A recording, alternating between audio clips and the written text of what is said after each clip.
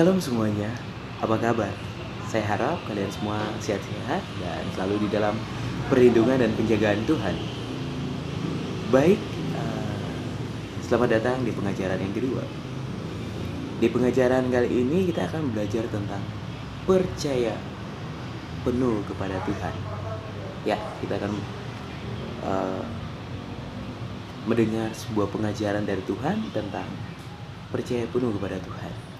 Mari sama-sama kita buka di Amsal pasal 3 ayatnya yang ke-5. Kita baca sama-sama. Judulnya berkat dari hikmat ayat ke-5.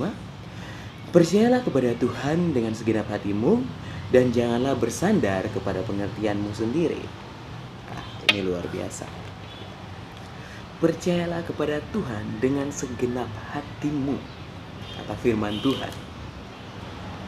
Segenap itu berarti seluruhnya, totalitas, sepenuhnya kita percaya pada Tuhan.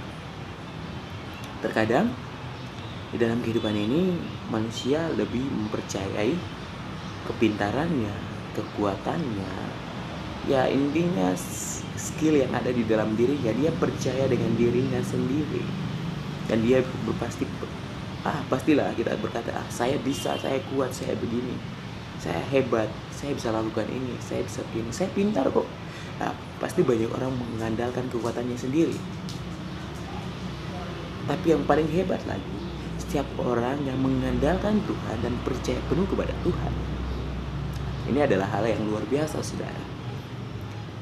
Banyak orang mengandalkan kekuatan sendiri, jujur, hancur di luar sana. Banyak yang menjadi gila, banyak yang menjadi stres, banyak yang menjadi depresi, banyak yang hancur karirnya, banyak yang ditipu dan sebagainya yang terjadi, di mana mereka mengalami bagaimana ketika mereka mengandalkan kekuatannya sendiri, berjalan dengan kekuatannya sendiri, adanya mereka hancur ketika mereka berjalan dengan kekuatannya sendiri.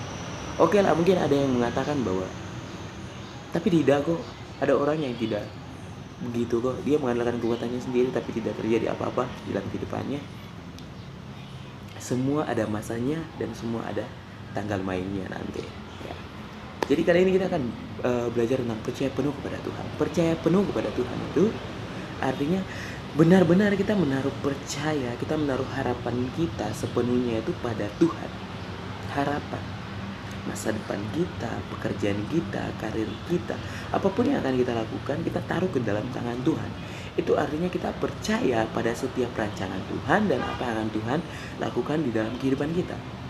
Namun tak semua orang itu gampang atau mau menaruh apa yang menjadi destininya atau apa yang menjadi masa depannya atau menjadi rancangannya ke dalam tangan Tuhan. Tidak semua orang mau. Dan semua orang mau percaya pada Tuhan. Oke, banyak orang yang berkata gini, saya percaya Tuhan kok, saya percaya Tuhan Yesus. Tapi tidak semua orang mau benar-benar menaruh apa yang menjadi impiannya, apa yang menjadi rancangan, apa yang mau diperbuatnya ke dalam tangan Tuhan itu. Banyak yang tidak mau. Apakah dia gitu? Itu percaya. Oke lah. Jangan percaya cuma di bibir, di mulut saja. Tapi percaya itu harus ada di dalam sebuah tindakan kehidupan, di mana kita menunjukkan bahwa benar-benar kita percaya sama Tuhan. Ya Tuhan, saya percaya padamu, saya serahkan semuanya. Kita lihat satu contoh yang luar biasa dalam tokoh Alkitab, itu Abraham. Kita pelajari dari Abraham ini, saudara-saudara. Abraham itu Tuhan berbicara kepada dia bahwa tinggalkanlah sanak saudaramu dan pergilah ke negeri yang Tuhan tunjukkan. Ini hal yang luar biasa, saudara. Di mana dia dengar kata Tuhan, langsung dia lakukan, dia kerjakan. Dia membawa istrinya Sarah dan dia membawa keponakannya Lot dan mereka pergi ke negeri yang Tuhan tunjukkan. Hanya bermodalkan mendengar suara Tuhan. Nah, ini yang kita bilang bahwa iman percaya sama Tuhan. Terus ada lagi di mana dia percaya tentang janji akan Tuhan memberikan anak kepadanya. Dia percaya penuh pada Tuhan. Dan itu terjadi, saudara-saudara. Walaupun menunggu proses waktu yang lama, di dalam proses itu kita pasti banyak orang akan mengalami yang namanya kejenuhan ketika percaya sama Tuhan. Tuhan, saya percaya sama Tuhan kok tidak terjadi apa-apa. Saya percaya sama Tuhan kok, saya punya hidup masih begini-begini saja. Saya percaya sama Tuhan kok, masa depan saya begini atau bagaimana. Banyak orang seperti itu. Ketika mengalami sebuah proses, banyak orang yang berteriak, mengeluh sama Tuhan.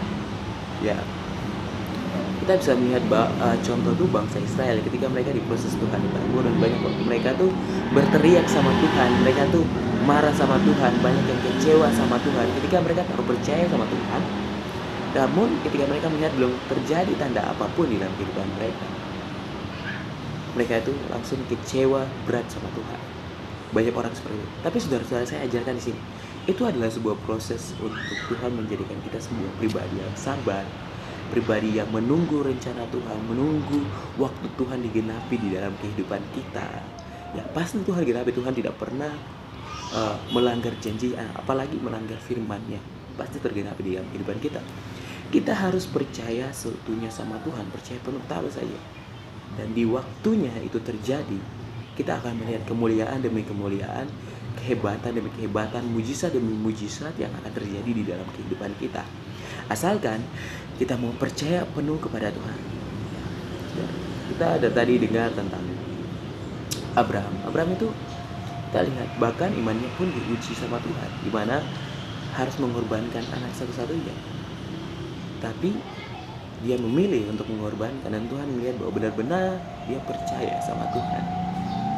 Luar biasa sekali, kita belajar dari orang-orang yang hebat, orang-orang yang luar biasa seperti itu. Ya, kita tahu bahwa Abraham disebut adalah bapa segala orang percaya. Dan dari sini kita mencontohi kehidupan mereka, keadaan mereka, iman mereka di dalam kehidupan kita. Saya pun yang mengajar, saya pun belajar tentang bagaimana iman mereka, bagaimana tingkah laku hidup mereka, percaya mereka kepada Tuhan, hubungan mereka dengan Tuhan yang luar biasa. Jadi saudara-saudara, di sini adalah kita melihat sesuatu terjadi di dalam kehidupan kita. Marilah kita percaya penuh sama Tuhan. Dan di dalam percaya penuh itu pasti ada proses yang istilahnya menjenuhkan. Tapi itu namanya memurnikan kemanusiaan kita, memurnikan ego kita yang tadinya tidak sabar menjadi seorang yang sabar di dalam menunggu janji-janji Tuhan dan rencana Tuhan yang akan terjadi dalam kehidupan kita.